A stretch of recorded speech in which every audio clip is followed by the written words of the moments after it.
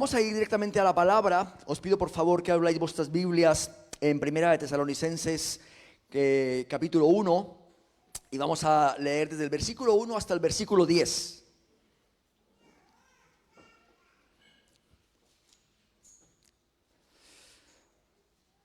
Muy bien.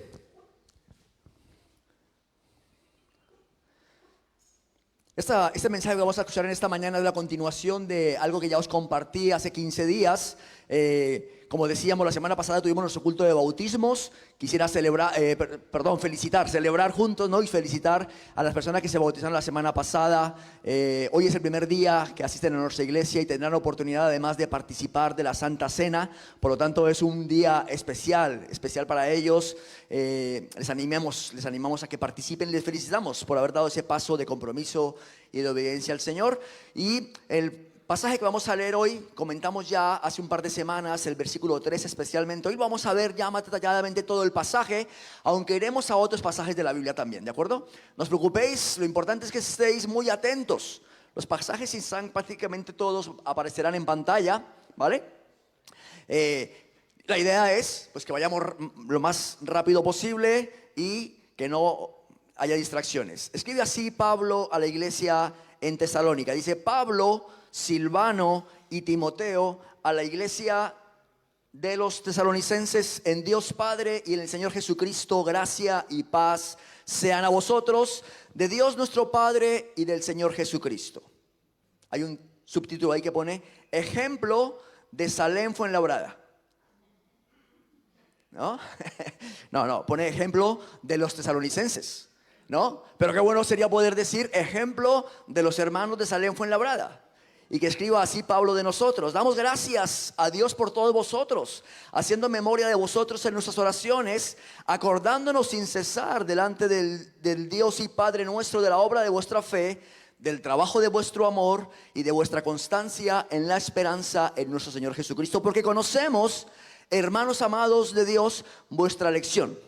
Pues nuestro evangelio no llegó a vosotros en palabras solamente, sino también en poder, en el Espíritu Santo y en plena certidumbre, como bien sabéis cuáles fuimos entre vosotros por amor de vosotros. Y vosotros venisteis a ser imitadores de nosotros y del Señor, recibiendo la palabra en medio de gran tribulación, con gozo del Espíritu Santo, de tal manera que habéis sido ejemplo a todos los de Leganés, Pinto, Valdemoro y Carabanchel.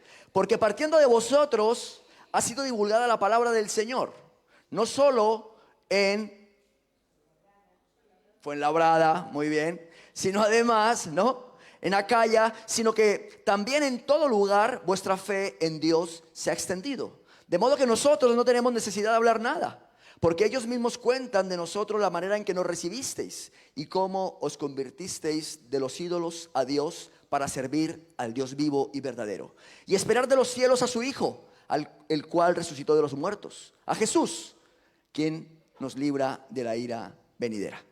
Amén. Muy bien, ¿qué os parece si oramos? Oramos.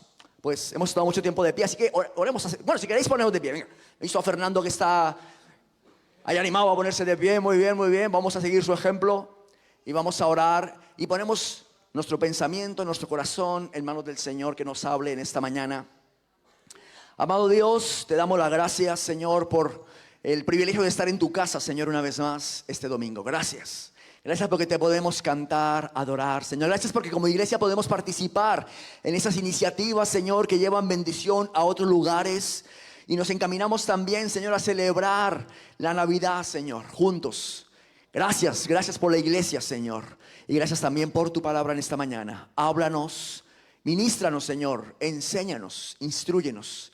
Cumple tu propósito en nuestras vidas de forma personal, Señor. En el nombre de Jesús. Amén. Amén. Tomar asiento, mis hermanos y hermanas. Para los que no estuvieron hace 2 semanas, os voy a hacer un resumen muy rápido. ¿Cuántos estuvisteis hace 2 semanas aquí?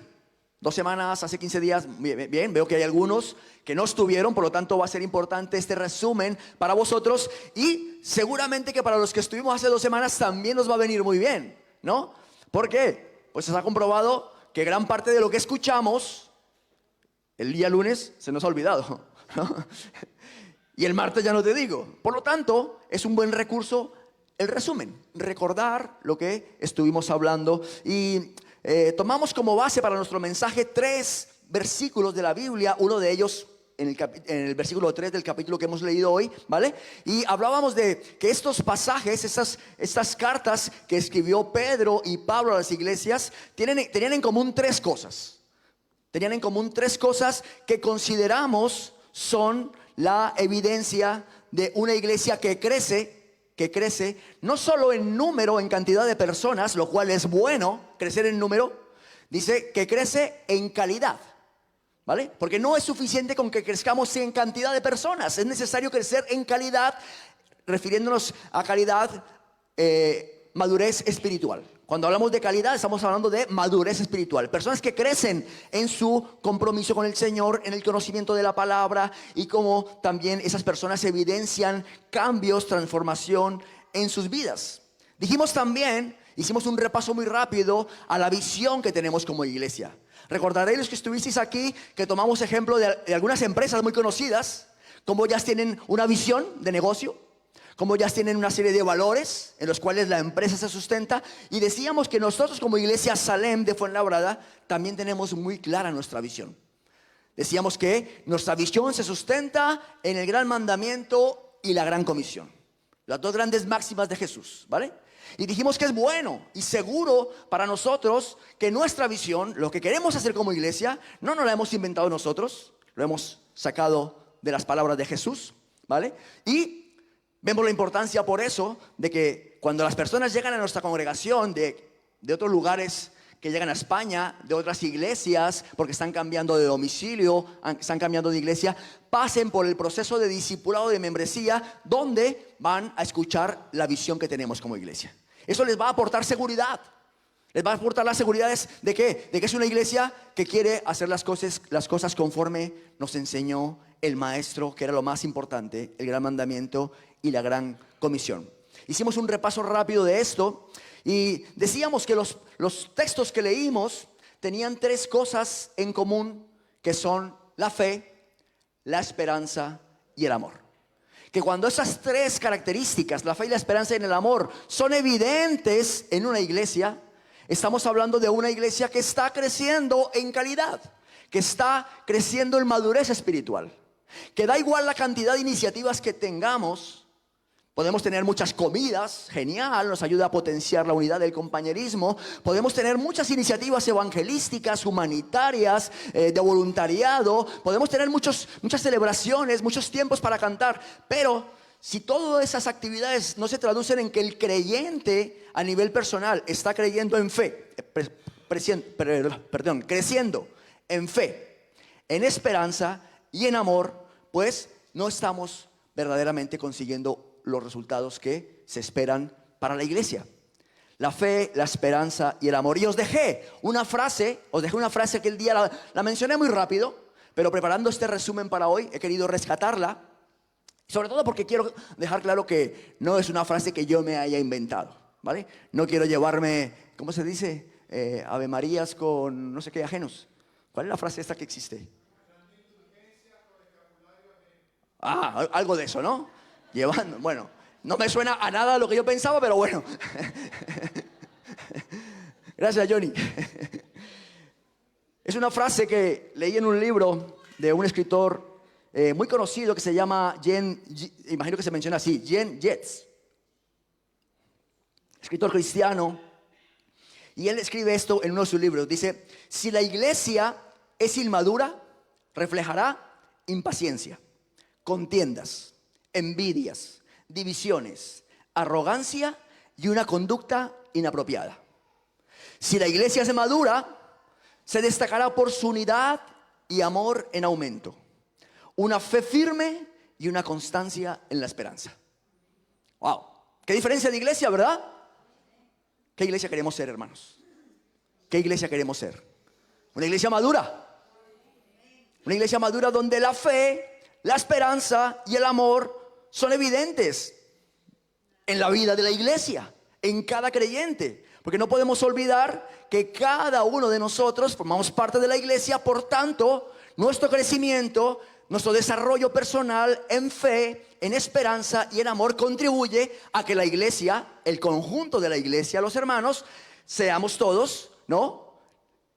Estemos en constante crecimiento. Aportemos con nuestra vida espiritual para el crecimiento de la iglesia. Por lo tanto, ¿qué iglesia queremos ser? Por supuesto, estoy de acuerdo con vosotros, queremos ser una iglesia madura y no una iglesia donde haya contiendas, descontentos, envidias, tensiones, arrogancia, malas actitudes. Nadie quiere estar en una familia así. Nadie quiere estar en una iglesia donde esa sea la evidencia o el vivir de cada día. Y decíamos que estos pasajes que leímos la semana pasada, que nos dirigen a esas tres características, sus escritores los dirigen a iglesias que están viviendo un distinto momento.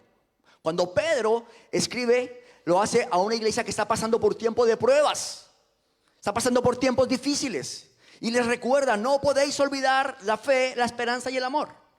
Y cuando lo escribe Pablo, como en el caso del pasaje que hemos leído hoy, a la iglesia de Tesalónica, lo escribe a una iglesia en la que se evidencian, y lo vamos a ver hoy, se evidencian estas tres características, estos tres rasgos.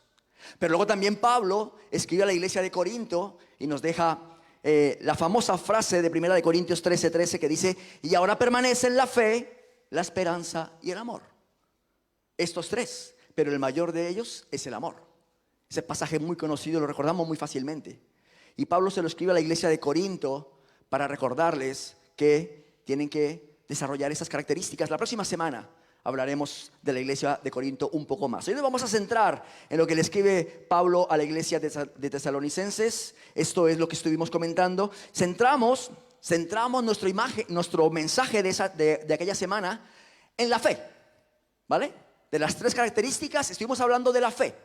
Y dijimos que la fe que una iglesia ha de evidenciar es una fe de salvación, una fe que agrada a Dios y una fe a prueba de fuego. ¿Os acordáis de esto? Fe de salvación, fe que agrada a Dios y fe a prueba de fuego. Hasta aquí el resumen, ¿vale? Hasta aquí el resumen de lo que vimos hace 2 semanas. A partir de aquí ya es mensaje nuevo. Pero me gustaría, antes de cerrar el apartado de la fe y para enlazarlo luego con lo que vamos a compartir en esta mañana, hacer un breve énfasis acerca de que la fe, que es algo que está en el corazón, en el interior del creyente, ¿no? Lo que dice Pablo es que se tiene que evidenciar. Él está hablando de una iglesia que evidencia la fe. Y en el pasaje que hemos leído nos dice por qué. Pablo dice en el versículo 3, dice: acordándonos sin cesar delante de Dios y Padre nuestro de la obra de vuestra fe. ¿Qué es lo que ha visto Pablo en la iglesia? Para que diga: nos acordamos de vosotros y del trabajo que hacéis, la obra de vuestra fe. Pues nos lo dice en el versículo 8.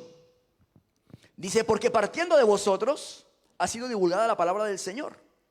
Vuestra fe se ha extendido, de modo que nosotros no tenemos necesidad de hablar nada. Una iglesia que predica lo que esta iglesia hizo, ¿qué fue? Recibió la fe de salvación y se dedicó ¿a qué? A llevarla a otros lugares. Por lo tanto, una iglesia que ha recibido la fe de salvación, que ha entendido que solamente en Cristo hay salvación, su fe se extiende. La iglesia la comparte, la lleva a otros. Y esto fue lo que experimentó Pablo. Y dice: no tenemos que hablar nada. No nos hace falta a nosotros decir nada. Vosotros recibisteis la fe de salvación. Habéis experimentado que verdaderamente en Cristo y solamente en Él hay salvación. Y la habéis trasladado, la habéis transmitido a otros pueblos, a otras ciudades. Por donde vamos, nosotros ya habéis pasado vosotros. Por lo tanto, ese pueblo se había comprometido, evidentemente, con la fe de salvación. Una iglesia que crece en madurez, sus creyentes viven una fe que agrada a Dios. Y aquí lo vemos en el versículo 9. Les escribe Pablo, dice: porque ellos mismos cuentan de nosotros la manera en que nos recibisteis y cómo os convertisteis de los ídolos a Dios, para servir al Dios vivo y verdadero. Los creyentes experimentaban cambios, dejaban los ídolos para convertirse a la fe en el Dios verdadero y automáticamente se disponían a servir al Señor. Esta es una fe que agrada a Dios.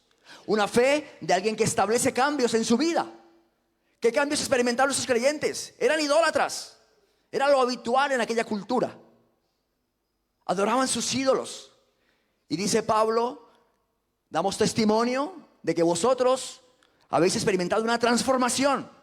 Habéis recibido la fe de salvación. Habéis dejado todo lo que no agradaba a Dios para vivir una fe que agrada a Dios. Habéis dejado todo aquello que Dios no aprueba para vivir lo que Dios aprueba. Y eso es una fe que agrada a Dios. Y además os habéis puesto a servir al Dios vivo. Fe que agrada a Dios. Una iglesia que crece en madurez. Sus creyentes soportan las pruebas. Desarrollan un compromiso con su fe a prueba de fuego. Decíamos esto aquella semana. Se mantienen firmes ante la presión. Y es también una evidencia en esta iglesia. Dice el versículo 6, dice, y vosotros vinisteis a ser imitadores de nosotros y del Señor. ¿Qué hicieron? Recibieron la palabra en medio de gran tribulación. Por lo tanto, estos creyentes de esta iglesia recibieron la fe de salvación. No se quedaron ahí, sino que iniciaron un camino de fe que agrada a Dios. Y no solamente esto, sino que además ese camino que iniciaron no fue precisamente un camino de rosas, sino que estaban en el medio de gran tribulación, pero recibieron la palabra y dieron testimonio de tener una fe a prueba de fuego. ¿Qué iglesia queremos ser, hermanos? Queremos ser este modelo de iglesia que cuando otros digan, wow, qué fe, qué compromiso con el evangelismo, porque creen que en Cristo hay salvación y las personas lo necesitan. Qué fe, hacen cambios radicales en su vida, quieren agradar a Dios, sirven al Señor. Qué fe, pasan por dificultades, pero se mantienen firmes, tienen una fe a prueba de fuego. Por lo tanto, quería terminar hablando de esta manera acerca de la fe, para que pasemos a hablar de la otra característica. Vamos a hablar hoy de la esperanza. La esperanza bíblica. Todos hemos escuchado la famosa frase de la esperanza es lo último que se pierde. ¿Alguien lo ha dicho alguna vez?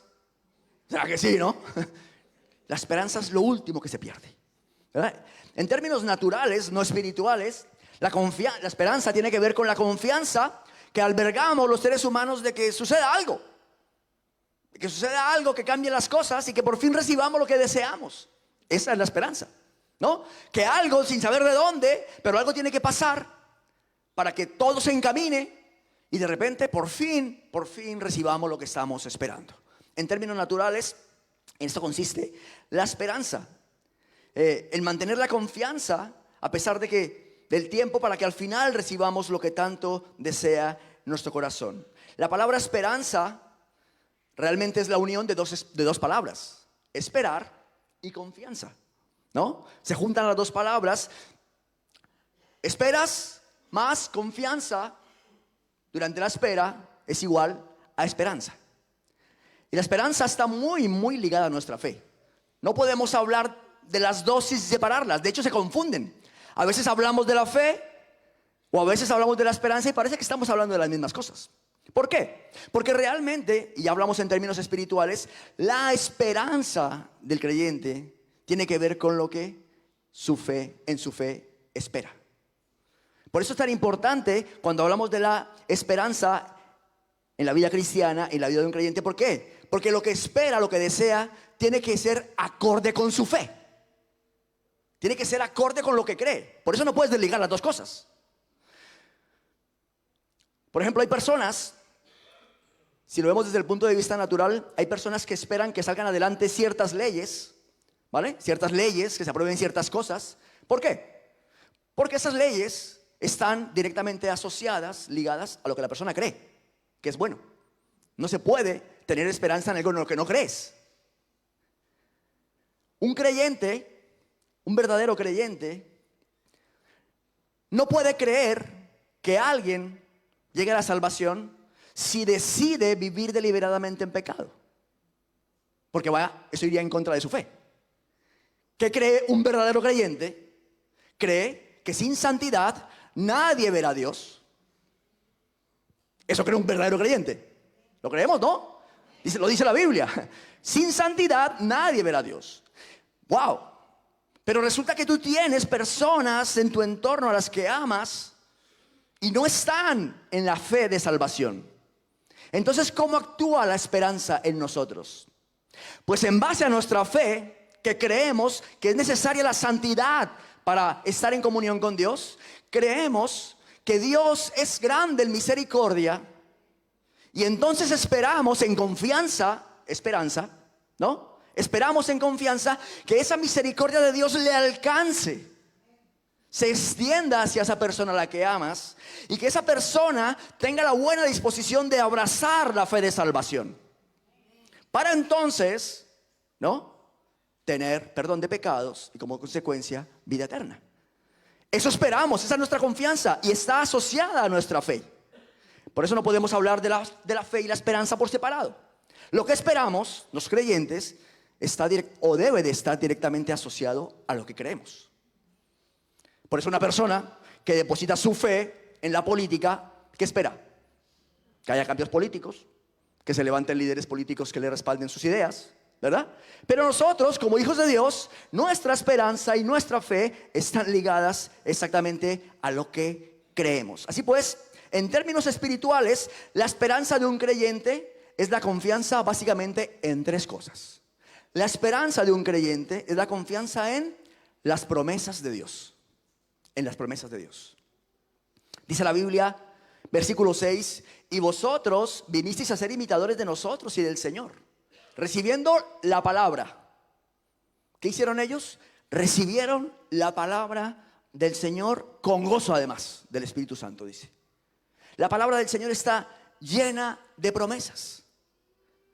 Por lo tanto, la esperanza de un creyente se sustenta en la confianza en que Dios cumplirá sus promesas. Que Dios cumplirá sus promesas. La palabra del Señor tiene dos efectos en nuestra vida. Por un lado nos confronta. Escuchamos la palabra del Señor y de vez en cuando sentimos que nos toca de frente, porque uno de los propósitos de la palabra del Señor es sacar a la luz el pecado que hay en nosotros. Uno de los propósitos del Señor es hacernos conscientes de todo aquello que en nuestra vida no se corresponde con la fe que agrada a Dios. Por lo tanto, la palabra de Dios es poderosa, es viva, eficaz para discernir las intenciones del corazón y sacar a la luz todo aquello que no agrada a Dios. Ese es uno de sus propósitos. Pero además, la palabra del Señor nos conforta. No solamente nos confronta, sino que además nos conforta. ¿Por qué? Porque está llena de promesas que Él dejó para sus hijos. Para aquellos que cuando son confrontados con sus verdades, cuando somos confrontados con su verdad, ¿qué hacemos? Si queremos tener una fe que agrada a Dios y esperamos en sus promesas, confiamos en ellas y damos pasos de compromiso y de cambio, confiando en que lo que Dios propone es lo mejor, experimentamos consuelo, experimentamos fortaleza y nuestra esperanza se mantiene viva. Ya hablaremos más adelante de este concepto. La esperanza de un creyente está en la confianza en las promesas de Dios y además en el regreso del Señor. Versículo 10 del capítulo que hemos leído dice: y esperar de los cielos a su Hijo, al cual resucitó de los muertos, a Jesús. Ahí está nuestra esperanza, que Cristo volverá por su pueblo, por su iglesia. Por eso es tan importante, hermano, lo que vamos a hacer hoy finalizando el culto, tomar la Santa Cena. Porque cuando tomamos el pan y el vino, ¿qué hacemos? Recordamos su muerte, proclamamos su resurrección, ¿verdad? Y anhelamos su regreso. Por eso cuando una vez al mes nosotros nos reunimos y tomamos el pan y el vino, es un momento sublime, importantísimo, tiene que ver con nuestra fe y nuestra esperanza. Confiamos en su regreso, creemos que Él resucitó de los muertos, hemos depositado nuestra fe para salvación en Él. Es un momento importantísimo, no lo podemos tomar a la ligera. Como leemos siempre en el capítulo de Corintios, que leemos previamente, tomar el pan y el vino. La esperanza del creyente se sustenta en la confianza en las promesas de Dios, la confianza en el regreso del Señor y la confianza en la vida eterna. Versículo 10 otra vez. Dice, y esperar de los cielos a su Hijo, al cual resucitó de los muertos, a Jesús, quien nos libra de la ira venidera. La esperanza trae consuelo a nuestra vida, hermanos. Alivio. Pues nuestra alma no descansará hasta que no sepa que su final es la vida eterna en presencia del Señor.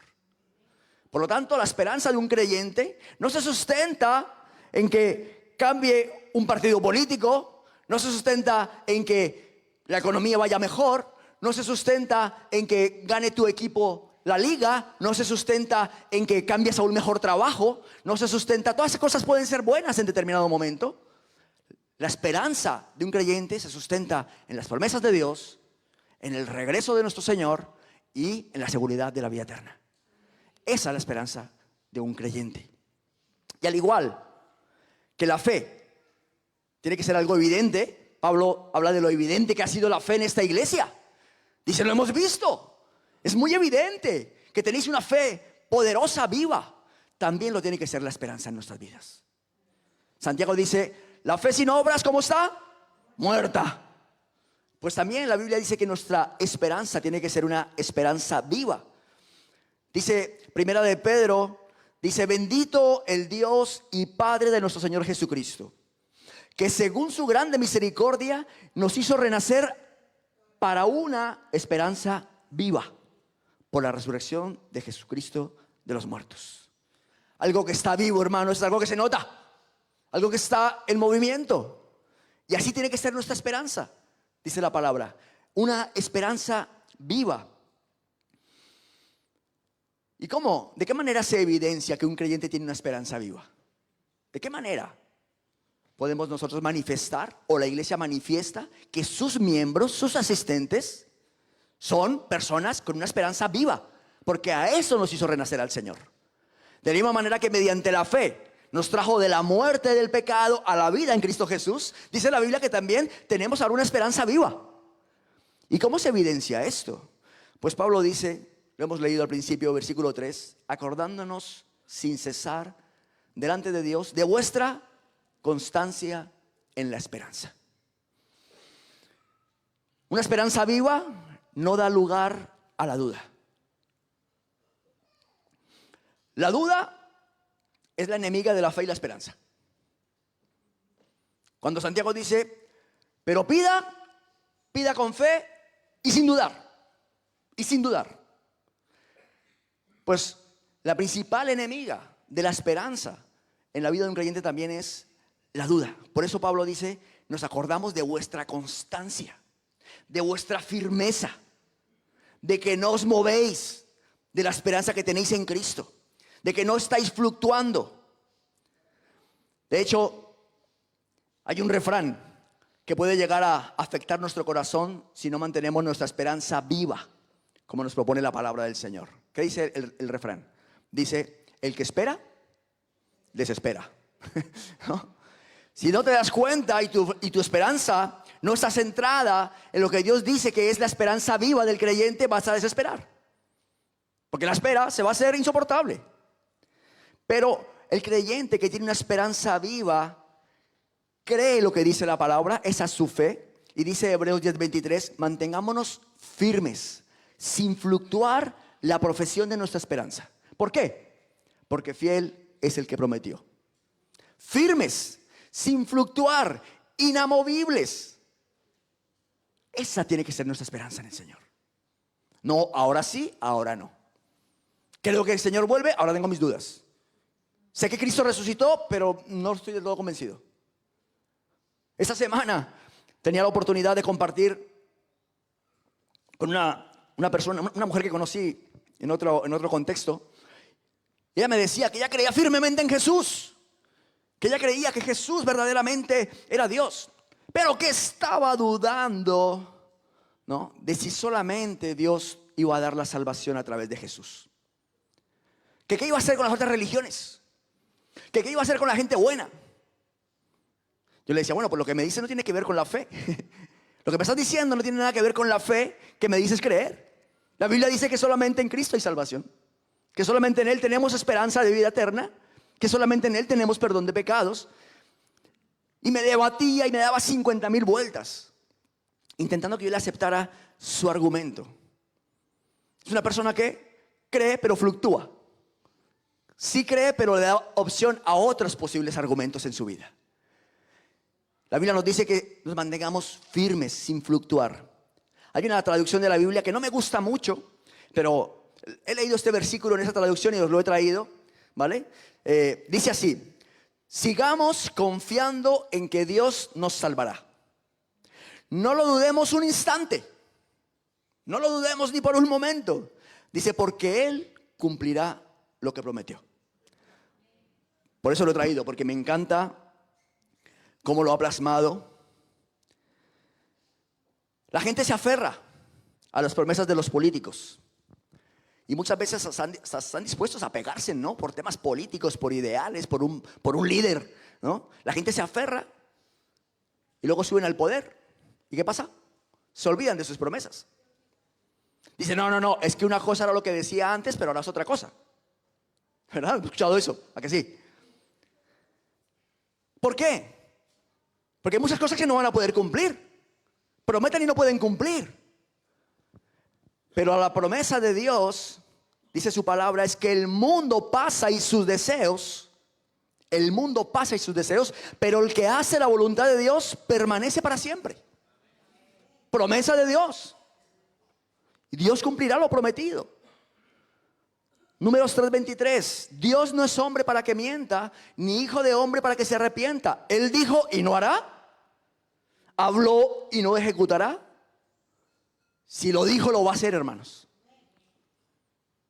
Si lo dijo, lo va a ejecutar. No des lugar a la duda. Si Él dijo que volverá, volverá. Si Él dijo que estará con nosotros hasta el final, estará con nosotros. Si Él dijo que si le permitimos ser el pastor de nuestra vida, nada nos faltará, lo cumplirá. ¿Por qué damos lugar a la duda? La duda es la principal enemiga de la esperanza y la fe. Hay una manera más en la que en nosotros se evidencia una esperanza viva. Y este punto yo le he llamado tesoros en el cielo. Dice primera de Timoteo 6:17, dice, a los ricos de este siglo manda que no sean altivos, ni pongan la esperanza en las riquezas, las cuales son inciertas, sino en el Dios vivo que nos da todas las cosas en abundancia para que las disfrutemos. Un creyente con una esperanza viva es alguien que hace tesoros en el cielo. Es alguien que hace tesoros en el cielo.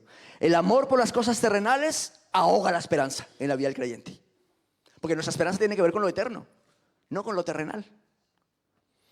Y si enfocamos nuestra esperanza, nuestra seguridad en las cosas terrenales, se va a ahogar la esperanza viva, que es la que el Señor quiere en nosotros.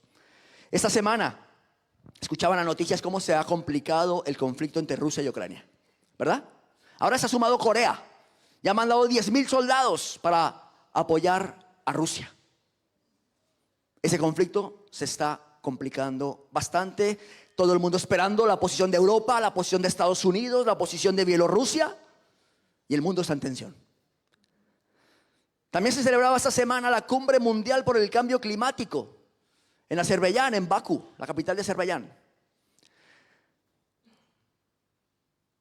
Y lo interesante de la noticia es que este país donde se celebra la Cumbre Mundial por el Cambio Climático es uno de los países más contaminantes del mundo por su proceso de producción de petróleo y de gas. Y leía la noticia que dice, se ha conocido la información de que las autoridades de este país, de Azerbaiyán, están utilizando la conferencia para conseguir inversiones en la campaña estatal del petróleo y el gas. Sin comentarios, ¿no? El conflicto de Israel no deja de complicarse. Sabemos lo que ha sucedido. Esta semana se ha estado bombardeando el Líbano ya. Y la pregunta es, ¿de verdad vamos a poner nuestra esperanza en las cosas terrenales? ¿Vamos a poner nuestra esperanza en lo que sucede en este mundo? En las riquezas terrenales. No hay sino que ver un telediario para decir, mi esperanza está en ti, Señor. Tú eres mi confianza, como lo dice, lo leeremos más adelante, como lo declara David. Y uno dirá, pero bueno, ¿cómo hacer tesoros en el cielo? ¿Cómo podemos hacer tesoros en el cielo? Para mantener una esperanza viva, firme en el Señor. Pues si lees un poquito más abajo lo que le dice Pablo a Timoteo acerca de los ricos, le dice, así vais a hacer tesoros en el cielo. Mirad, que hagan el bien, que sean ricos en buenas obras, dadivosos, generosos, atesorando para sí buen fundamento para lo porvenir, que echen mano de la vida eterna. Tesoros en el cielo, hermano. Así que un creyente con una esperanza viva, hermano, no tiene su enfoque, su principal objetivo en lo terrenal, sino que está haciendo tesoros en el cielo. Esperanza viva. Una persona que tiene una esperanza viva rebosa alegría y paz. Romanos 15:13 dice que el Dios de la esperanza los llene de toda alegría y paz a ustedes que creen en Él. ¿Para qué? Para que rebosen esperanza por el poder del Espíritu Santo. Así que esta alegría y paz no es algo ficticio, no es algo prefabricado, no es algo, vengo triste, aburrido, enfadado en el coche, llego a la iglesia. Hermano, ¿qué tal? Dios te bendiga. ¿Verdad? En ocasiones ¿no te ha pasado que te encuentras a alguien en el centro comercial y tú vas ahí todo tenso?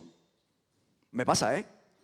Os confieso que me pasa, porque me llevo muy mal con los centros comerciales. Tenemos una relación muy tensa. Mi mujer la conoce bien, ¿verdad? Voy al centro comercial y me gusta salir de casa o donde vayamos, ¿no? ¿Qué vamos a ir a hacer? Y dice mi mujer, hay que comprarle unos zapatos a la niña. Mi cerebro automáticamente hace aquí zapatos, ¿no? Los hermanos saben de qué estoy hablando, ¿no? Y entonces entramos y de repente veo como la tendencia femenina, ¿no?, es ir a ver más cosas. Anda, mira qué camisa más bonita. Anda, mira para la abuela, ¿no? Y yo digo, zapatos, niña, ¿no? Y entonces empiezo a ponerme así incómodo en mi interior, ¿no? Y me pongo tenso porque yo quiero que eso dure poco tiempo, me quiero parchar rápido, no quiero comprar otra cosa que no sea lo que pensé. Hay hermanos que dicen, sí, señor, somos del mismo equipo. Y de repente estás ya en ese estado de tensión en tu interior, ¿no? Y aparece un hermano por el pasillo. Oh, hermano, ¿qué tal? ¿No? Una alegría ficticia. Una alegría ficticia, es así, no es real. No es esa tu condición real en ese momento. Pero la Biblia dice que el Dios de la esperanza nos puede llenar de alegría y paz. Y que no será algo ficticio, no será algo que tú prepares para el momento. Está en el creyente porque el poder del Espíritu Santo está en él.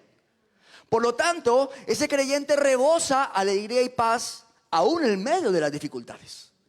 Aún en medio de las adversidades hay alegría y hay paz en su interior. Eso es sobrenatural. Es alguien que tiene comunión íntima con el Espíritu Santo. El Espíritu Santo tiene el dominio de sus emociones. El Espíritu Santo está obrando en su interior. Por lo tanto, hay una esperanza viva en él que se traduce en alegría y paz. En alegría y paz. Es fácil sentir alegría y paz aquí en la iglesia mientras adoramos al Señor, ¿a que sí? Aquí estamos contentos, tenemos una paz en nuestro interior. Mientras adoramos al Señor, el Señor equilibra nuestra alma, nuestros pensamientos. El Señor pone todo en orden. Cuando estamos en su presencia, le adoramos. El Señor obra en nuestro interior. Y aquí se está genial. Pero siempre llega el lunes, hermanos. Siempre llega el lunes. Por eso me encanta el ejemplo de David. David fue un hombre que experimentó calamidades en su vida de todo tipo. De todo tipo, experimentado en quebrantos, fue David. Pero él encontró el secreto para experimentar la paz en su interior. Lo dice en el Salmo 62:5. Bueno, en muchos de sus salmos, pero he querido rescatar estos 3 versículos. Dice, solo en Dios haya descanso mi alma, de Él viene mi esperanza. Solo Él es mi roca y mi salvación. Él es mi protector, no habré de caer. Dios es mi salvación y mi gloria. Es la roca que me fortalece. Mi refugio está en Dios. ¡Wow! ¡Qué palabras, hermanos! Esto deberíamos de aprendérnoslo y repetirlo cada mañana. Él es el descanso de mi alma. Él es mi esperanza, Él es mi roca, mi salvación, mi protección viene de Él. Él es el que me fortalece, Él es mi refugio. Si conseguimos que esto baje a nuestro corazón, interiorizarlo, ¿sabes qué va a pasar? Va a pasar lo que leíamos anteriormente, que el Dios de toda esperanza hará que rebosemos alegría y paz. Porque nuestra confianza y nuestra esperanza no es terrenal. No estamos esperando que sucedan cosas, que se alineen los astros, que suba otro partido político, que cambie la moneda, que se acabe un conflicto.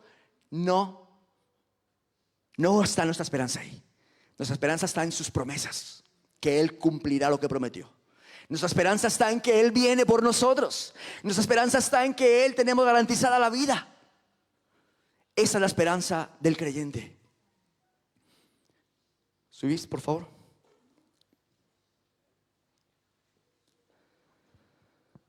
Para nosotros, buscar la paz en términos naturales, ¿qué es? Necesito un día de paz. Me voy a la montaña, ¿verdad? Caminar por el campo, que no haya nadie. ¿Sabes cuándo se acaba la paz? Cuando llegas a la montaña y no hay dónde aparcar. Se acabó la paz, ¿verdad? Para otro la paz es buscar una playa, un lugar paradisíaco, ¿verdad? Solo poder disfrutar del mar, la quietud de la playa. Pero ¿sabes qué pasa? Cuando regresas, se acabó la paz. Todos esos son agentes externos que lo único que pretenden es crearnos una ilusión de que es alegría y paz. ¿Qué hace el que no tiene a Cristo y busca pasar un tiempo de alegría? Te buscas unos colegas, unos amigos, ¿verdad? Para pasártelo bien, ¿verdad? Y bueno, un buen coche, un buen equipo de sonido, música a tope. Tengo un vecino, bueno, hace unas semanas que no le escuchamos. Sábados, 6:30 de la mañana, chispun, chispun, chispun, chispun el coche. Entrando por el garaje. Ya más de uno ha salido por ahí que, por favor, que te calles. Se está autoconvenciendo de que eso es alegría. Y a lo mejor si le acompañas con un poquito de licor, hasta te ayuda. Agentes externos en busca de alegría. El creyente que ha depositado su esperanza en las promesas de Dios, en que Cristo vuelve por su iglesia, en la garantía de la vida eterna, que no da lugar a la duda, que además hace tesoros en el cielo. ¿Sabes qué va a pasar? Rebosa alegría y paz. Y cuando venga el conflicto, cuando vengan las tensiones, saldrá paz.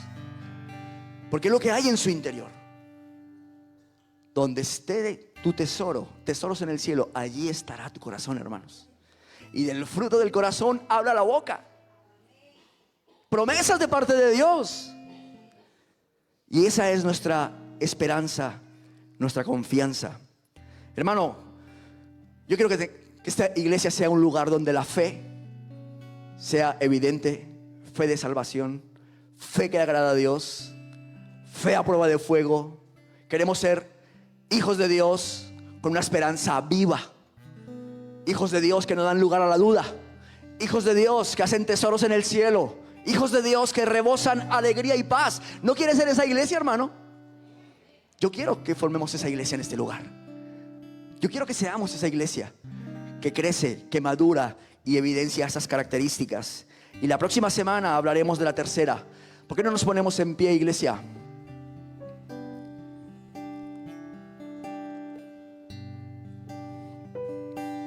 No sé cuál puede ser tu oración, pero mi oración, ahora mientras adoramos al Señor y antes de que pasemos a tomar los símbolos, el pan y el vino, mientras adoramos al Señor, mi oración: Señor, quiero esa esperanza viva en mi vida, que se evidencie para otros, que sea lo que yo pueda aportar a esta iglesia. Señor, quiero una esperanza que no dé lugar a las dudas, firme, sin fluctuar, la profesión de mi fe. Quiero hacer tesoros en el cielo. Quiero que la alegría y la paz que solo tú sabes dar llenen mi vida. No quiero buscar agentes externos que me den alegría temporal. Quiero que tú, Espíritu Santo, tú llenes mi ser y hagas posible esa esperanza viva en mi interior. ¿Qué te parece si mientras adoramos tenemos esto en nuestro pensamiento, en nuestro corazón y oramos por ello? Adoremos al Señor, iglesia.